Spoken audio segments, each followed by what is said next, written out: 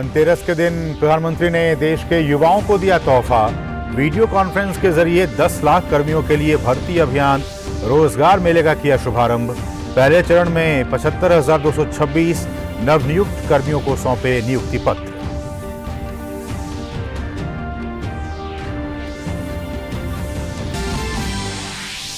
धनतेरस के पावन पर्व पर पीएम मध्य प्रदेश के 4.5 लाख से अधिक लाभार्थियों को सौंपेंगे घर की चाबी। सतना में गृह प्रवेशम कार्यक्रम में होंगे वर्चुअली शामिल, जनसभा को भी करेंगे संबोधित।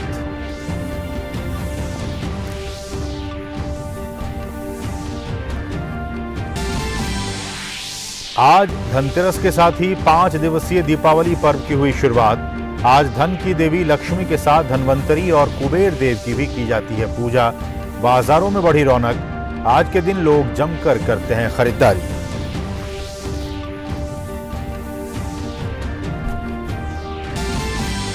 पाकिस्तान 4 साल बाद FATF की ग्रे लिस्ट से हुआ बाहर। विदेश मंत्रालय ने कहा, पाकिस्तान को अपने नियंत्रण वाले क्षेत्रों से आतंकवाद और आतंकी वित्त पोषण के खिलाफ विश्वसनीय कार्रवाई लगातार रखनी चाहिए जारी।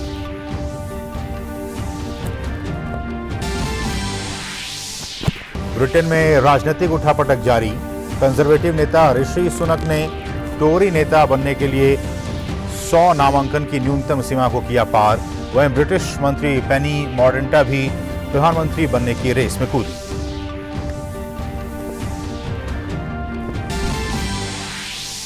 और ICC T20 वर्ल्ड कप में सुपर 12 के लिए टीमें तय। आज से शुरू हो रहे सुपर 12 के पहले मैच में डिफेंडिंग चैंपियन ऑस्ट्रेलिया का सामना न्यूजीलैंड से। वहीं दूसरे मुकाबले में अफगानिस्तान और इंग्लैंड होंगे आमने सामने।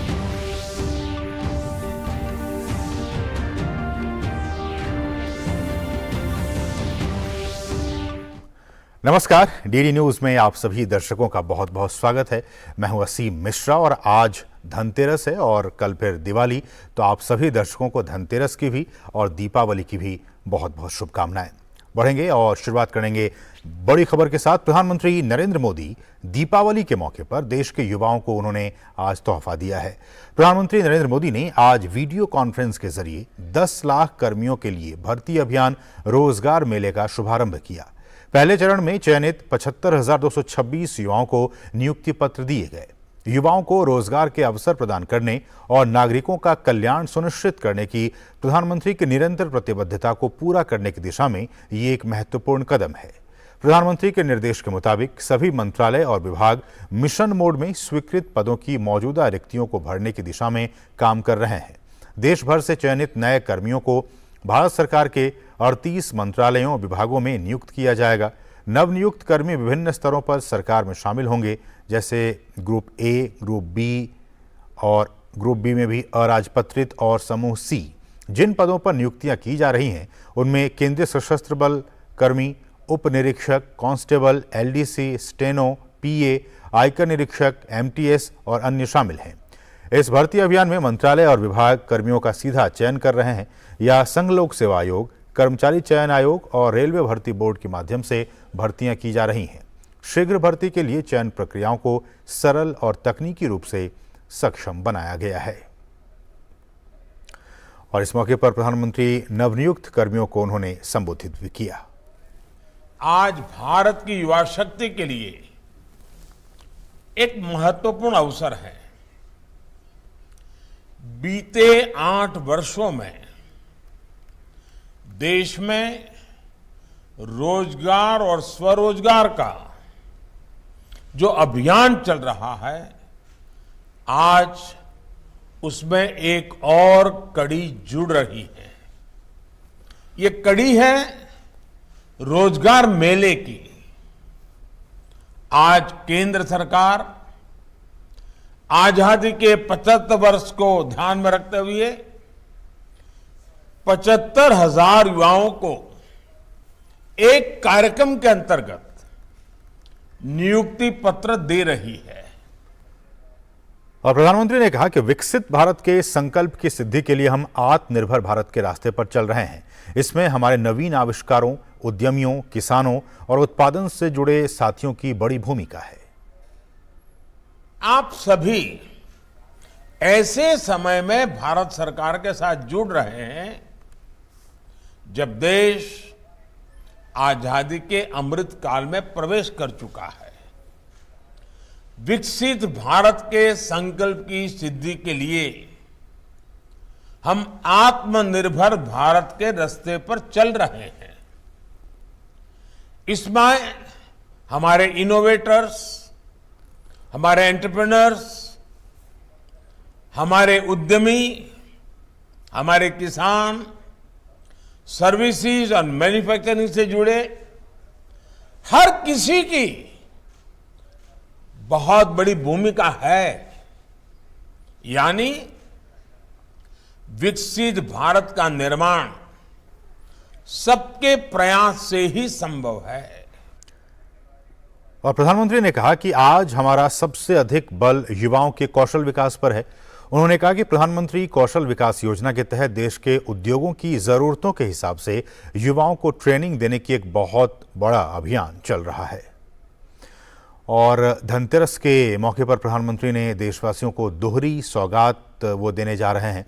पीएम मोदी युवाओं के लिए 10 लाख रोजगार के लिए भर्ती अभियान की उन्होंने शुरुआत कर दी है। तो वहीं मध्य प्रदेश में 4,50,000 से ज्यादा गरीब परिवारों को उनके घर भी सौंपेंगी। प्रधानमंत्री नरेंद्र मोदी धनतेरस के पावन मौके पर मध्य प्रदेश के 4,51,000 गरीब परिवारों को वर्चुअल माध्यम से गृह प्रवेश कराएंगे। मुख्यमंत्री शिवराज सिंह चौहान की उपस्थिति में बीटीआई मैदान सतना में गृह प्रवेशम का राज्य स्तरीय समारोह आयोजित किया जा रहा है। दरअसल प्रधानमंत्री आवास योजना ग्रामीण में मध्य प्रदेश में अब तक 48 लाख आवास स्वीकृत और 29 लाख आवास पूरे हो गए हैं। इन आवासों पर 35,000 करोड़ से अधिक व्यय हुआ है। मध्य प्रदेश में प्रधानमंत्री आवास का कार्य तीव्र गति से हो रहा है और बीते 6 महीने में ही प्रदेश में 4,51,000 घर पूरे कर लिए गए हैं। आज धनतेरस के साथ ही 5 दिवसीय दीपावली पर्व की भी शुरुआत हो गई है। धनतेरस पर प्रत्येक वर्ष कार्तिक माह के कृष्ण पक्ष की त्रयोदशी को मनाया जाता है। बाजारों में रौनक बढ़ गई है। आज के दिन लोग जमकर खरीदारी कर रहे हैं। इस दिन धन्वंतरी देव के साथ मां लक्ष्मी और कुबेर देव की भी पूजा की जाती है। भगवान धन्वंतरी को आरोग्य का भी देवता माना जाता है।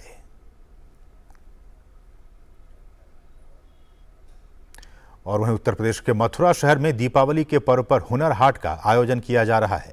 प्रशासन द्वारा शुरू किए गए हुनर हाट में विविध संस्कृतियों और हस्तशिल्प कला की झलकियां बिखरी हुई हैं।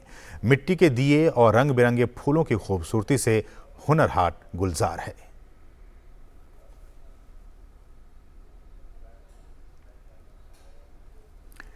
प्रधानमंत्री नरेंद्र मोदी दीपावली की पूर्व संध्या पर भगवान श्री राम की नगरी अयोध्या में रहेंगे।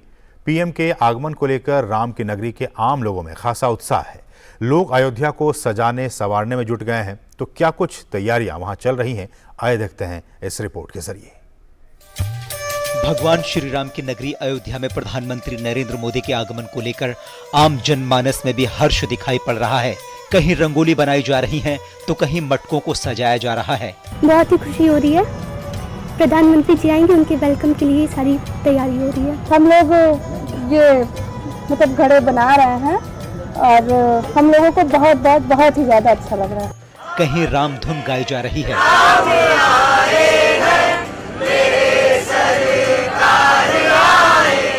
अयोध्या में चारों तरफ उल्लास ही उल्लास दिख रहा है।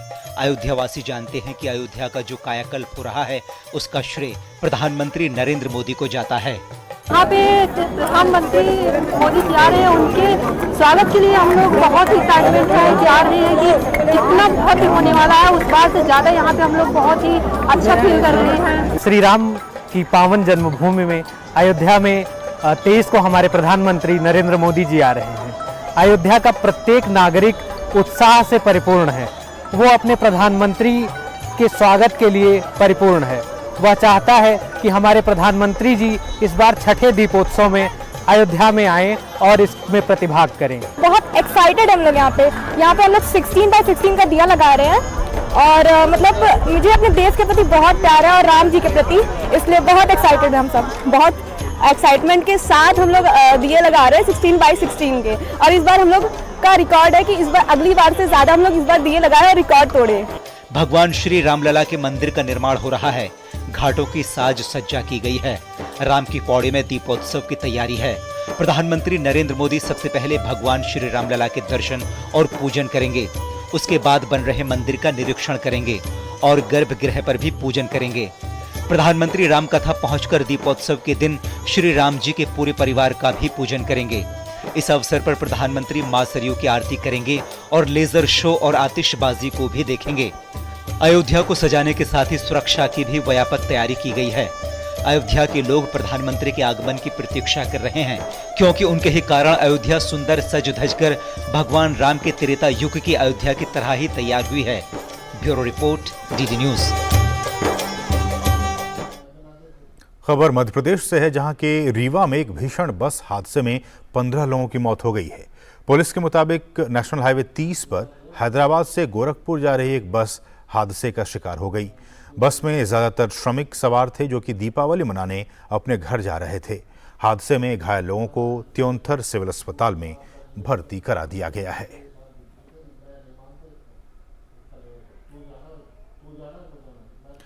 वहीं मध्य प्रदेश के मुख्यमंत्री शिवराज सिंह चौहान ने रीवा जिले में हुए सड़क हादसे पर दुख व्यक्त किया है। शिवराज सिंह चौहान ने ट्वीट करते हुए कहा है कि रीवा में हैदराबाद से गोरखपुर जा रही यात्री बस के दुर्घटनाग्रस्त होने का दुखद समाचार प्राप्त हुआ। इस अत्यंत हृदय विदारक घटना में दिवंगत आत्माओं के प्रति मैं श्रद्धांजलि अर्पित करता हूं। मैं ईश्वर से घायलों के शीघ्र स्वस्थ होने की प्रार्थना करता हूं। वहीं उत्तर प्रदेश के मुख्यमंत्री योगी आदित्यनाथ ने भी मध्य प्रदेश के रीवा सड़क हादसे पर दुख व्यक्त किया है। उन्होंने ट्वीट करते हुए कहा है कि मध्य प्रदेश के रीवा में सड़क दुर्घटना में हुई जनहानि अत्यंत दुखद है। प्रभु श्री राम से प्रार्थना है कि दिवंगत आत्माओं को अपने श्री चरणों में स्थान व घायलों को शीघ्र स्वास्थ्य लाभ प्रदान करें। मेरी संवेदनाएं शोक संतप्त परिजनों के साथ हैं। उन्होंने एक दूसरे ट्वीट में ये कहा कि मुख्यमंत्री शिवराज सिंह चौहान से घायलों के समुचित उपचार व उत्तर प्रदेश निवासी दिवंगतों के पार्थिव शरीर को प्रदेश तक पहुंचाने हेतु वार्ता हुई है। प्रदेश निवासी दिवंगतों के परिजनों को 2-2 लाख और गंभीर रूप से घायलों को 50-50 हजार रुपए सहायता राशि प्रदान करने हेतु निर्देश दिए गए हैं। दीपावली के दिन दिल्ली मेट्रो की टाइमिंग में कुछ बदलाव किया गया है। दीपावली के मौके पर सोमवार को दिल्ली मेट्रो की सभी लाइनों पर अंतिम मेट्रो सेवा रात 10 बजे तक ही उपलब्ध होगी। दिन के समय सभी मेट्रो लाइनों पर रेलगाड़ियों का संचालन सामान्य तरीके से होगा। दिल्ली मेट्रो ने एक बयान जारी कर कहा है कि दिवाली वाले दिन अंतिम मेट्रो रात 10 बजे तक ही उपलब्ध होगी। सामान्य दिनों में टर्मिनल स्टेशन से आखिरी ट्रेन रात 11:59 पर निकलती है। दिल्ली मेट्रो के मुताबिक दिवाली पर दिन में बाकी दिनों की तरह ही मेट्रो ट्रेन सेवाएं नियमित समय से सभी लाइनों पर चलेंगी। और दिवाली दीपों का त्योहार है। ये लोगों के जीवन में खुशियां लाता है। एक तरफ जहां बाजार में नाना प्रकार की सजावटी वस्तुओं ने जगह बना रखी है, तो वहीं दूसरी ओर समाज का एक ऐसा वर्ग भी है जो परंपरागत तौर तरीकों से इस त्योहार को मनाने के लिए लोगों को प्रेरित कर रहा है। कुछ ऐसा ही नज़ारा उत्तर प्रदेश के महोबा जिले में देखने को मिल रहा है। यहाँ के दिव्यांग युवा गाय के गोबर से ऑर्गेनिक दिए बना रहे हैं। ये दिए बिना तेल के एक जेल के माध्यम से घंटों तक जलते हैं। इसके अलावा ऑर्गेनिक धूप बत्ती भी इन युवाओं द्वारा बनाई जा रही है। प्रशिक्षण प्राप्त ये दिव्यांग सांचे के माध्यम से न केवल दिए बल्कि पूजन के लिए लक्ष्मी और गणेश की मूर्तियों को भी बनाने का काम कर रहे हैं। और ये साकार हो पाया है Bundelkhand society for rural development के सहयोग से, जो कि इन मानसिक और शारीरिक रूप से दिव्यांगजनों को आत्मनिर्भर बनाने के लिए उन्हें ट्रेनिंग दे रही है। इन दियों को बाजार में बेचने का काम भी यही दिव्यांग करेंगे। इन दियों की बिक्री से होने वाली आय को इन दिव्यांगजनों में बांट दिया जाएगा। और दिवाली के आते ही छठ पर्व की भी तैयारियां शुरू हो जाती हैं। खासकर बिहार और पूर्वी उत्तर प्रदेश में छठ महापर्व की विशेष अहमियत है। डाक विभाग का बिहार सर्कल छठ पूजा के मौके पर श्रद्धालुओं को छठ पूजा सामग्री वितरित करेगा। ये व्यवस्था राज्य के विभिन्न जिलों के सभी महत्वपूर्ण डाकघरों में भी की गई है। डाक विभाग ने न केवल बिहार में बल्कि पूरे देश में पूजा सामग्री वितरित करेगा। भारतीय अंतरिक्ष अनुसंधान संगठन यानी इसरो के सबसे भारी रॉकेट प्रक्षेपण यान मार्क 3 यानी LVM-3 के जरिए 36 ब्रॉडबैंड संचार उपग्रहों के प्रक्षेपण की उल्टी गिनती शुरू हो चुकी है। इसरो 23 अक्टूबर को सतीश धवन अंतरिक्ष केंद्र श्रीहरिकोटा से 36 OneWeb उपग्रहों को प्रक्षेपित करेगा। इसरो की वाणिज्यिक अंतरिक्ष company new space India limited के लिए ये एक ऐतिहासिक मील का पत्थर साबित होगा। इसरो ने OneWeb LEO ब्रॉडबैंड संचार उपग्रह के प्रक्षेपण के लिए ब्रिटेन के नेटवर्क एक्सेस एसोसिएशन के साथ 2 अनुबंधों पर हस्ताक्षर किए हैं। OneWeb एक वैश्विक संचार नेटवर्क है जिसे अंतरिक्ष से संचालित किया जाएगा और इससे सरकार, व्यापार और समुदायों के लिए कनेक्टिविटी उपलब्ध होगी।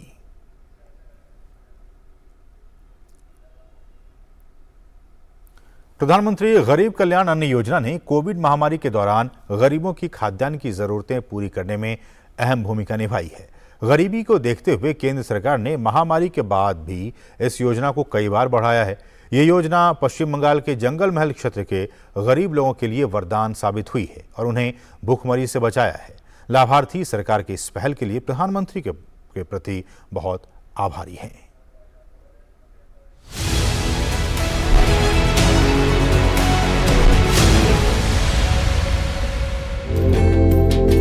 पश्चिम बंगाल के आकांक्षी जिलों में शामिल पुरुलिया के विकास के लिए केंद्र सरकार की कई विकास योजनाएं चल रही हैं, जिसमें गरीब लोगों को राहत देने की प्रधानमंत्री गरीब कल्याण अन्न योजना भी शामिल है, जो यहां गरीबों के लिए वरदान साबित हो रही है। ये योजना कोविड महामारी को देखते हुए शुरू की गई थी, लेकिन समाज के कमजोर वर्गों की मदद के लिए इसे कई बार बढ़ाया गया है।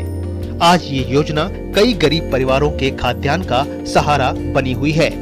इससे इनके जीवन स्तर में भी सुधार हुआ है। इन्हें उम्मीद है कि ये योजना आगे भी जारी रहेगी। हम योजना का विस्तार करने के लिए प्रधानमंत्री के आभारी हैं। हमें आटा, गेहूं, चावल मिलता है।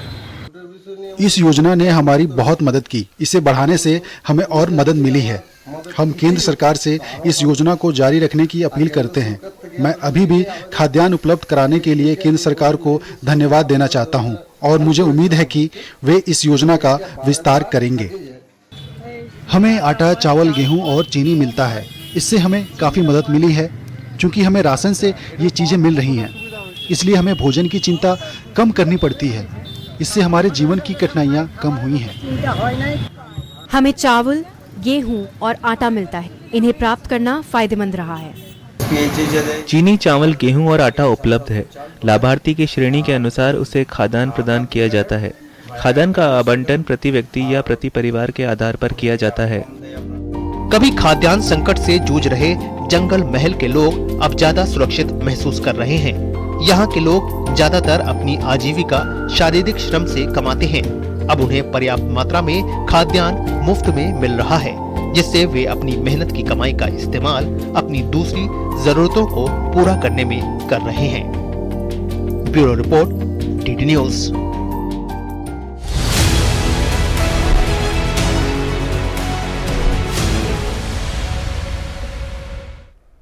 सड़क दुर्घटनाएं चोट या आघात का बड़ा कारण है। सड़क दुर्घटनाएं जिनके कारण कितने ही युवाओं और उनके परिवारों का जीवन प्रभावित होता है। ट्रॉमा इंजरी से कैसे बचाव किया जा सकता है, आइए देखते हैं इस रिपोर्ट के जरिए।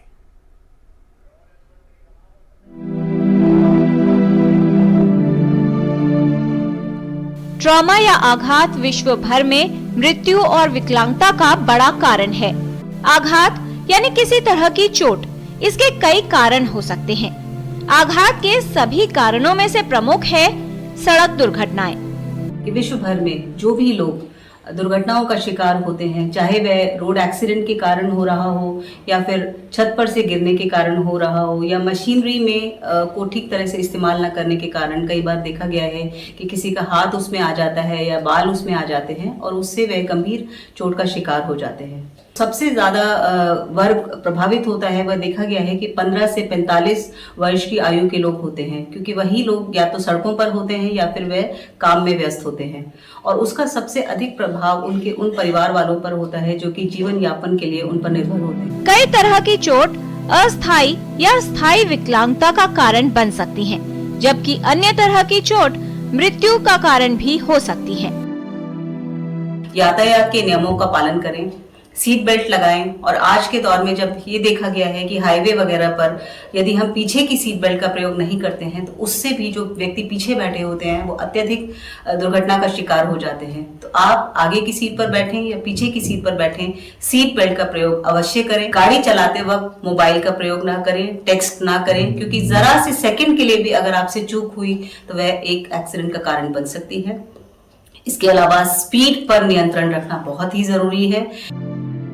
सावधानी रखना और ट्रैफिक नियमों का पालन करना, साथ ही कार्यस्थल पर सतर्क रहना आवश्यक है। सभी को किसी भी तरह की चोट या आघात से बचाव के लिए सावधानी रखनी चाहिए। किरण भारद्वाज, डीडी न्यूज।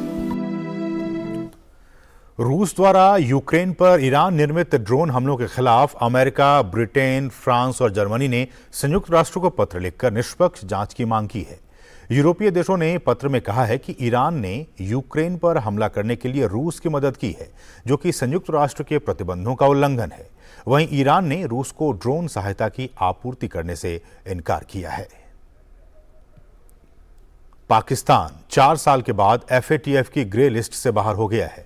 पाकिस्तान और FATF ग्रे लिस्ट पर मीडिया के सवालों के जवाब में विदेश मंत्रालय के प्रवक्ता अरिंदम बागची ने कहा कि हमने पेरिस में financial action task force plenary के संदर्भ में पाकिस्तान से संबंधित रिपोर्ट देखी है। हम समझते हैं कि पाकिस्तान मनी लॉन्ड्रिंग पर एशिया पैसिफिक ग्रुप के साथ अपनी anti money laundering counter terror financing प्रणाली को और बेहतर बनाने के लिए काम करना जारी रखेगा। FATF की जांच के नतीजतन पाकिस्तान को जाने माने आतंकवादियों के खिलाफ कुछ कार्रवाई करने के लिए मजबूर किया गया है, जिसमें 26 से 11 के मुंबई में पूरे अंतर्राष्ट्रीय समुदाय के खिलाफ हमलों में शामिल लोग भी शामिल हैं। ये वैश्विक हित में है कि दुनिया स्पष्ट करे कि पाकिस्तान अपने नियंत्रण वाले क्षेत्रों से आतंकवाद और आतंकवादी वित्त पोषण के खिलाफ विश्वसनीय, सत्यापन योग्य, अपरिवर्तनीय और निरंतर कार्रवाई जारी रखे। इस बीच वित्तीय कार्रवाई कार्यबल यानी FATF ने म्यांमार को बड़ा झटका देते हुए ब्लैक लिस्ट की सूची में शामिल किया है। ब्लैक लिस्ट में उच्च जोखिम वाले उन क्षेत्रों को रखा जाता है जहां कार्रवाई किए जाने की जरूरत है। FATF ने म्यांमार से अक्टूबर 2022 तक अपनी कार्य योजना को तेजी से पूरा करने का आग्रह किया है। दरअसल FATF एक ऐसी अंतर्राष्ट्रीय संस्था है जो अंतर्राष्ट्रीय वित्तीय अपराधों को रोकने की कोशिश करता है। ब्रिटेन में प्रधानमंत्री लिज ट्रस के इस्तीफे के बाद फिर से चुनावी माहौल गर्मा गया है। प्रधानमंत्री पद के लिए मुख्य मुकाबला कंजर्वेटिव नेता और पिछले चुनाव के उपविजेता ऋषि सुनक और पूर्व प्रधानमंत्री बोरिस जॉनसन के बीच बताया जा रहा है। ताजा सर्वे के मुताबिक ऋषि सुनक ब्रिटिश प्रधानमंत्री की दौड़ में सबसे आगे हैं। ऋषि सुनक ने कंजर्वेटिव पार्टी के नियमों के तहत चुनाव लड़ने की उम्मीदवारी के लिए 100 सांसदों का समर्थन हासिल कर लिया है। दूसरी तरफ हाउस ऑफ कॉमन्स की नेता पेनी मॉर्डेंट ने भी प्रधानमंत्री पद की रेस में अपनी उम्मीदवारी का दावा ठोक दिया है। चीन की सत्तारूढ़ कम्युनिस्ट पार्टी का चल रहा सम्मेलन आज खत्म हो जाएगा।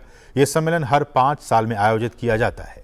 केंद्रीय समिति की बैठक के बाद शी जिनपिंग को तीसरी बार पार्टी महासचिव बनाया जा सकता है। अगर ऐसा हुआ तो राष्ट्रपति शी जिनपिंग के आगे भी सत्ता में वो बने रहेंगे। शी जिनपिंग ने 2018 में राष्ट्रपति पद के लिए अधिकतम 2 कार्यकाल की सीमा को समाप्त कर दिया था, जिससे उनका सत्ता में बने रहने का रास्ता साफ हो गया था।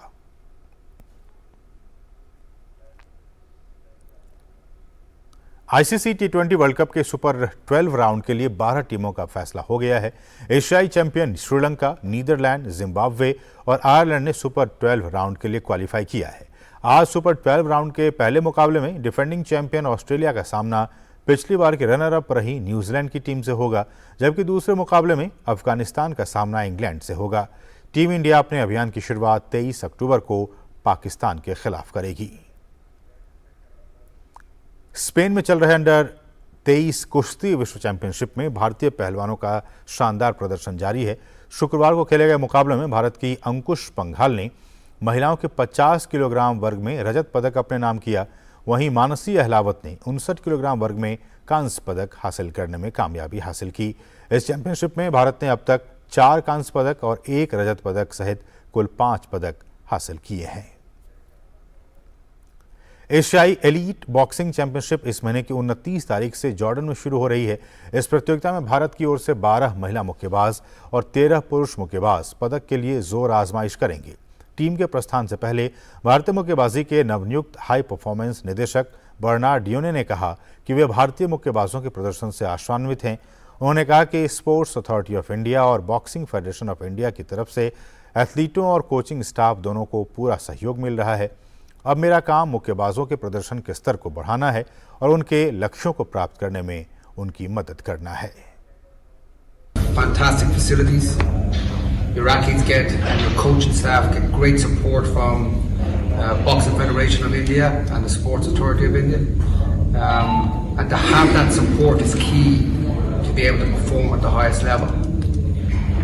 Our goal over the next number of years is to help move the performance of Indian athletes at Asian, World and Olympic Games to the highest level. My job is to enhance performance and to help our athletes achieve their goals of becoming Olympic champions. तो इसके साथ ही इस bulletin में बस इतना ही। हमें दीजिए अनुमति। नमस्कार।